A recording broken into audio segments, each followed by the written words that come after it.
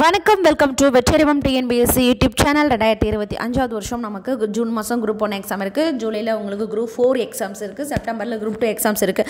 So இந்த எக்ஸாம்ஸில் clear பண்ணணும் ஆசை இருந்தது அப்படிங்கக்கூடிய பட்சத்தில் வெற்றியறிவம் டிஎன்பிஎஸ்சி யூடியூப் சேனல் சார்பாக நம்ம free class and test batch அப்படிங்கிறது கொடுத்துட்ருக்கோம். நீங்கள் இப்போ தான் பிகினர்ஸ், நீங்கள் இப்போ தான் படிக்கவே போகிறீங்க. என்ன இன்னி வரைக்கும் இன்றைக்கி டேட் என்னென்னா, இந்த வீடியோ வர அன்றைக்கி டேட்டு பார்த்தீங்கன்னா ஏப்ரல், உங்களுக்கு மார்ச் 24 வரைக்கும் நீங்கள் படிக்காமல் இருக்க போகிறீங்க. இனிமேல் தான் படிக்க போகிறீங்க அப்படின்னா உங்களுக்கான ஃப்ரெஷ்ஷாக ஒரு பேட்ச் அப்படிங்கிறது நம்ம ஸ்டார்ட் பண்ண போகிறோம். மார்ச் 30 ஆன்வர்ட்ஸ் உங்களுக்கு free class and test batch அப்படிங்கிறது நம்ம வெற்றியறிவம் டிஎன்பிஎஸ்சி யூடியூப் சேனல் நம்ம ஸ்டார்ட் பண்ண போகிறோம். இந்த பேட்சில் ஃப்ரீ பேட்சில் ஜாயின் பண்ணணும் அப்படின்னா நம்மளுடைய Telegram and WhatsApp channel and YouTube சேனலை ஃபாலோ பண்ணிக்கோங்க. அதில் நம்ம முக்கியமான விஷயங்கள் உங்களுக்கு இந்த டெஸ்ட் பேட்சை பற்றி நம்ம அப்டேட் அப்படிங்கிறது கொடுப்போம்.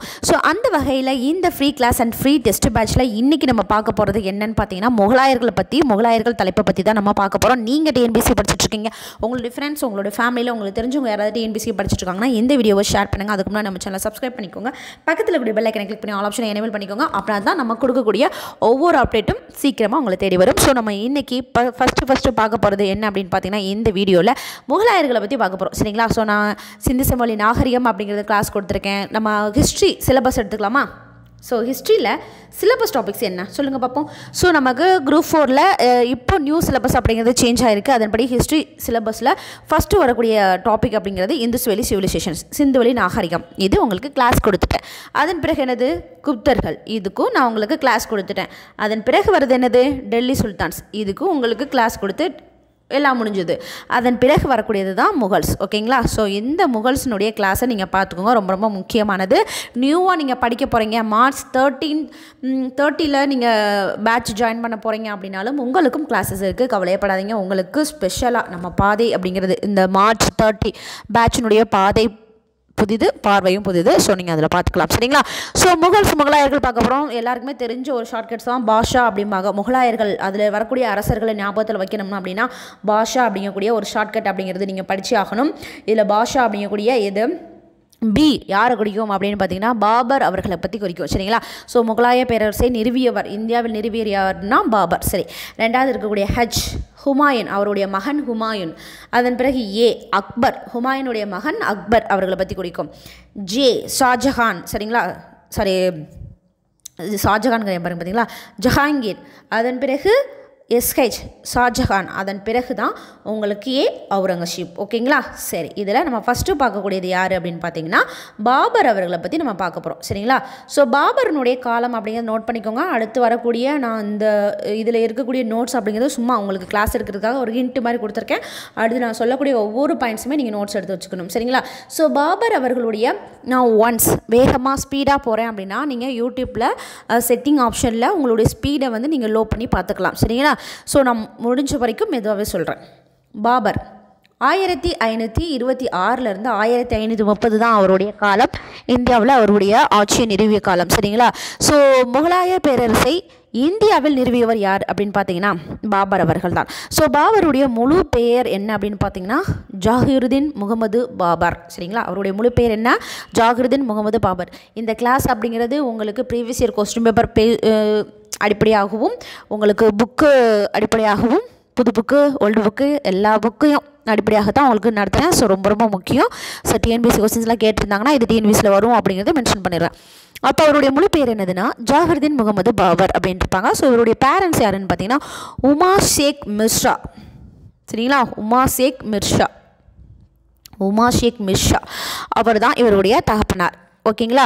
அவர் உங்கள் பெற்றோருக்கு இவர் மூத்த மகனாக 1483 பிறந்திருக்காரு. எப்போ பிறந்திருக்காரு? 1483 தான் பாபர் பிறந்திருக்காரு. பிறந்ததெல்லாம் கேட்பாங்களா அப்படின்னா நோட் பண்ணி வச்சுக்கோங்க. சரிங்களா? ஒருவேளை கேட்டுட்டா பாபர் என்றால் என்ன? இப்போ நீங்கள் முகலாயர்கள் படிக்கிறீங்க, பொதுவாகவே ஹிஸ்ட்ரி படிக்கிறீங்கன்னா ஒவ்வொருத்தருடைய பேருக்கும் ஒரு அர்த்தம் அப்படிங்கிறது இருக்கும், அதை நீங்கள் நோட் பண்ணிக்கணும். ஸோ பாபர் என்றால் என்னென்னா, பாபர் என்றால் புலி அப்படிங்கிறத நீங்கள் நோட் பண்ணிக்கணும். பாபர்னா என்னது? புலி. சரிங்களா? சரி, இந்த பாபர் இருக்கார் இல்லையா, இவர் வந்து சென்ட்ரல் ஏசியாவில் இருக்கக்கூடிய பர்கானா அப்படிங்கக்கூடிய ஒரு இடத்துல மன்னராக இருந்தவர் தான் இந்த பாபர். சரிங்களா?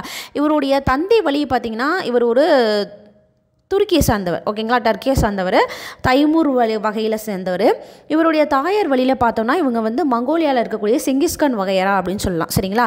சரி, இவர் எப்படி இவர் எப்படி இந்தியாவுக்குள்ளே ஃபஸ்ட்டு வராரு அப்படின்னு பார்த்தீங்கன்னா 1526 அப்படிங்கிறது நமக்கு ரொம்ப ரொம்ப முக்கியம்.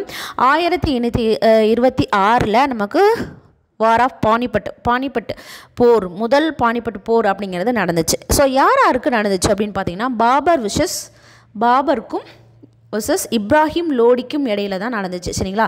ஸோ பாபருக்கும் இப்ராஹிம் லோடிக்கும் இடையில இந்த பானிபட் போர் அப்படிங்கிறது நடக்குது. பானிபட் போருக்கு ஏன் பானிபட் அப்படி போர்னு பேர் வந்ததுன்னா அந்த இடத்துல தான் அது நடந்துச்சு. ஸோ இதில் இப்ராஹிம் லோடி அப்படிங்கிறவர் தோற்கடிக்கப்படுகிறார், பாபருங்கிறது ஜெயிச்சிட்டார். ஏன் அவர் ஜெயிக்கிறாரு அப்படின்னு பார்த்தீங்கன்னா இந்தியாவிலே ஃபஸ்ட்டு போரில் பீரங்கி பயன்படுத்தியவர் யார் அப்படின்னு பார்த்தீங்கன்னா பாபர் தான். ஸோ அவருடைய பீரங்கி படை அப்படிங்கிறது மிகப்பெரிய ஒரு அட்வான்டேஜாக இருந்ததுனால அந்த ஃபஸ்ட்டு பானிபட் போரில் பாபர் ஜெயிச்சிட்டாரு. சரிங்களா? ஸோ முகலாய ஆட்சி இந்தியாவில் நிறுவியதற்கு முக்கிய காரணமாக இருந்த வார் என்னன்னு பார்த்தீங்கன்னா வார் ஆஃப் பானிபட் அப்படிங்கிறது ஃபஸ்ட்டு பானிபட் வருஷம் 1526. ரொம்ப ரொம்ப முக்கியம், நோட் பண்ணிக்கோங்க. சரியா? அடுத்தது முகலாய ஆட்சியை நிறுவியது அப்படிங்கிறது பானிபட் போர். அதை நிலைநிறுத்தியது என்ன? ஃபஸ்ட்டு நம்ம எதையுமே நம்ம ஈஸியாக ஸ்டார்ட் பண்ணலாம், அதை கண்டினியூஸாக கொண்டு போகிறதுக்கு ஒரு ஸ்ட்ராங்காக கொண்டு போகிறதுக்கான நிலைநிறுத்துறதுக்கான முக்கியமான ஒரு வார் என்ன அப்படின்னு பார்த்தீங்கன்னா அது கன்வா வார் அப்படின்னு சொல்லுவாங்க. சரிங்களா? கன்வா வார் அப்படிங்கிறது நடக்குது. அந்த வார் எப்போ நடந்துச்சுன்னா 1527 நடக்குது. சரிங்களா? War of Khanwa 1527. அதன் பிறகு கன்னோசி போர் 1540 நடக்கும். சௌசா போர் அப்படிங்கிறது 1539 நடக்கும், சௌசா போர். ஓகேங்களா? ஸோ ஃபஸ்ட்டு இதில் நீங்கள் தெரிஞ்சுக்கிற வேண்டியது பானிபட் போர், முதல் பானிபட் போர் 1526. பாபருக்கும் இப்ராஹிம் லோடி தோற்கடிக்கப்படுகிறார், பாபர் ஜெயிக்கிறார். காரணம் பீரங்கி படையை இந்தியாவில் முதலில் வாரில் பீரங்கி போர் நடத்தியவர் யாருன்னா பாபர். சரிங்களா? முகலாய ஆட்சி நிறுவியதற்கு காரணம் பானிபட் போர். ஆனால் முகலாய ஆட்சி நிலைநிறுத்தியதற்கு காரணம் அப்படிங்கிறது கன்வா போர் 1527. சரிங்களா? ஓகே. கன்வா போரில் யாருக்காரு பாபர் விசஸ் யார் அப்படின்னு பார்த்தீங்கன்னா மேவாருடைய மன்னன் ராணா சங் இவரோட தான் போர் புரிகிறார். இதில் பாபர் ஜெயிச்சிறார். சரிங்களா? ஸோ போரை புனித போர் என்று வர்ணித்தார். இவர் என்ன பண்ணுறாரு அப்படின்னா அந்த கன்வா போர் இருக்கு இல்லையா, அந்த கன்வா போரில் மன்னன் ராணா சங்குடன் பாபர் வந்து சண்டை போடுறாங்க. அந்த போரை புனித போர் அப்படிங்கிறாரு. என்ன சொல்கிறாங்கன்னா ஜிஹாத் அப்படின்னு சொல்கிறாரு. சரிங்களா? ஸோ பாபர் என்ன சொல்கிறாரு, அந்த கன்வா போகிற ஜிஹாத் அப்படிங்கிறதையும் சொல்கிறாரு. அது மட்டும் இல்லாமல் பாபர் என்ன பண்ணுறாங்கன்னா ஒயின் விற்கிறதுக்கு தடை பண்ணுறாரு. ஓகேங்களா? ஸோ திராட்சை ரசம்னு சொல்லுவாங்க, அது விற்பதற்கு தடை விதிக்கிறாரு. பாரசீக அரபு மொழிகளில், ஓகேங்களா, ஸோ அரபு மொழி மற்றும் பெர்ஷிய மொழிகளில் கவிதை பாடக்கூடிய திறமை பெற்றவர் தான் பாபர். ஓகேங்களா? ஸோ பாரசீக மற்றும் அரபு மொழிகளில் கவிதை பாடும் வல்லமை பெற்றவர் தான் பாபர். முக்கியமான டிஎன்பிசி கொஸ்டின்ஸ், பாபருடைய சுயசரிதை ஆட்டோபயோகிராஃபி இருக்கு இல்லையா, ஸோ பாபருடைய சுயசரிதை என்ன அப்படின்னு பார்த்தீங்கன்னா பாபர் நாமா. ரொம்ப ரொம்ப முக்கியமான ஒரு இது. சரிங்களா? ஸோ பாபருடைய சுயசரிதை அப்படிங்கிறது என்னென்னா பாபர் நாமா. ஓகேங்களா? துருக்கிய மொழியில் எழுதப்பட்டது. ஓகேங்களா? துருக்கிய மொழியில் எழுதப்பட்டது தான் பாபர் நாமா. புரிஞ்சுதா? சரிங்களா? ஸோ ஃபஸ்ட்டு என்ன பார்க்குறோம், அவர் பாரசீக அரபு மொழியில் வல்லமை பெற்றவர். பாபருடைய சுயசரிதை பாபர் நாமா துருக்கிய மொழியில் இது பண்ணது. தன்னுடைய ஆரம்பகால வாழ்க்கையை வந்து நாடோடி வாழ்க்கை அப்படின்னு சொல்கிறாரு. அதுதான் சதுரங்க வேட்டை என்று வர்ணிக்கிறார். இதோட பாபர் முடிஞ்சது. புரிஞ்சுதா? ரைட். அதன் பிறகு பாபருடைய மகன் ஹுமாயூன் அவர்களை பற்றி தான் பார்க்க போகிறோம். அவருடைய காலம் 1530 1540 வரைக்கும். சரிங்களா? ஸோ பாபருடைய மூத்த மகன் தான் ஹுமாயூன் அப்படின்னு சொல்லுவாங்க. ஸோ ஹுமாயூன் அப்படிங்கக்கூடிய பேருக்கு நான் பாபர்னா என்ன சொல்லியிருக்கேன், புலின்னு சொல்லியிருக்கேன். அவருடைய பேரின் அர்த்தம் என்னது, புலி. அதே போல் ஹுமாயூன் அப்படின்னா அதனுடைய அர்த்தம் என்னென்னா அதிர்ஷ்டம் அப்படின்னு சொல்லலாம். சரிங்களா? அதிர்ஷ்டம் அல்லது நல் வாய்ப்பு அப்படின்னு சொல்லலாம். ஹுமாயூன் அப்படிங்கக்கூடிய வார்த்தைக்கு என்னது, அதிர்ஷ்டம் அல்லது நல்வாய்ப்பு என்று பொருள். சரிங்களா? ஸோ பாபர் இருக்கார். பாபரோட மூத்த மகன் ஹுமாயூன். அவருடைய இளைய மகன்கள் ஹுமாயூனை தொடர்ந்து காம்ரான் அப்படின்னு சொல்லுவாங்க, அஸ்காரி, ஓகேங்களா, இந்தால். ஸோ மொத்தம் 4 பசங்க, ஹுமாயூன், காம்ரான், அஸ்காரி, இந்தால். நான் ரொம்ப ஸ்லோவாக சொல்கிறேன். சரிங்களா? ரைட். இவர் என்ன பண்ணுறாரு அப்படின்னு பார்த்தீங்கன்னா ஹுமாயூன், இவர் பேர் என்னமோ அதிர்ஷ்டமானவர் தான், ஆனால் அதிர்ஷ்டமே இல்லாத மனுஷனாக தான் இந்த மனுஷன் வாழ்ந்துருக்காப்புல. சரிங்களா? ஸோ இவர் சாமர்கண்ட் அப்படிங்கக்கூடிய ஒரு இடம், அந்த சாமர்கண்ட் மீது 2 முறை என்ன பண்ணியிருக்காருன்னா போர் தொடுத்திருக்காரு. 2 முறை போர் தொட்டிருக்காரு. 2 முறையிலுமே என்ன பண்ணிட்டாருன்னா தோத்துட்டார். சரிங்களா? ஸோ ஹுமாயூன் சொல்கிறோம் நம்ம அதிர்ஷ்டம்னு பேர் வச்சுட்டு, ஆனால் அதிர்ஷ்டமே இல்லாத மாதிரி தான் இருந்திருக்காரு. சாமர்கண்ட் மீது 2 முறை போர் தொடுத்து 2 முறையுமே தோல்வியை சந்தித்த ஒருவர் தான். இந்தியா மீது சரி நம்ம வந்து அப்படியே சாமர்கண்டை விட்டுட்டு என்ன பண்ணலாம், இந்தியா மீது நம்ம பார்வையை திருப்பலாம் அப்படின்னு சொல்லிட்டு திருப்பியிருக்காப்புல. ஸோ பஞ்சாப் ஆளுநர் தௌலத் கான் லோடி அப்படின்னு சொல்லுவாங்க. சரிங்களா? பஞ்சாப்னுடைய ஆளுநர் யாருன்னா தௌலத் கான் லோடி, மேவாருடைய மன்னர் ராணா சங்கா, இப்ராஹிம் லோடி மாமன் ஆலம்கான். சரிங்களா? இவங்கெல்லாம் என்ன பண்ணிருக்காங்கன்னா ஹுமாயூனை வந்து வரவேற்றிருக்காங்க. ஹுமாயூன் வந்து மிகச்சிறந்த ஒரு கல்வியாளர் அப்படின்னு சொல்லப்படுது வரலாற்று குறிப்புகளில். ஹுமாயூன் என்ன சொல்கிறாங்கன்னா மிகச்சிறந்த ஒரு கல்வியாளர் அப்படின்னு சொல்கிறாங்க. அது மட்டும் இல்லாமல் களியாட்ட பிரியர். நம்ம எவ்வளோ தான் நல்லா படிச்சிருந்தாலும் முக்கியமாக ஒரு விஷயம் நம்ம டிசிப்ளினாக இருக்கணும் இல்லையா, அந்த விஷயங்களை சரியான இவர் வந்து களியாட்ட பிரியராகவும் சஞ்சல புத்திக்காரராகவும் ஹுமாயூன் அப்படின்னு இருந்திருக்காங்க. கன்னௌசி போர், வார் ஆஃப் கன்னௌசி அப்படிங்கிறது ரொம்ப முக்கியம். 1540 வருஷம். ஸோ கன்னாசி போரில் வந்து தோத்துறாரு. 15 வருடங்கள் அப்படிங்கிறது நாடோடியாக திகழ்கிறார். இவர் ஏன் நாடோடியாக திகழ்கிறார் அப்படிங்கிறத அடுத்தடுத்து சொல்கிறேன். சரிங்களா? நாடோடியாக வாழ்கிறாரு.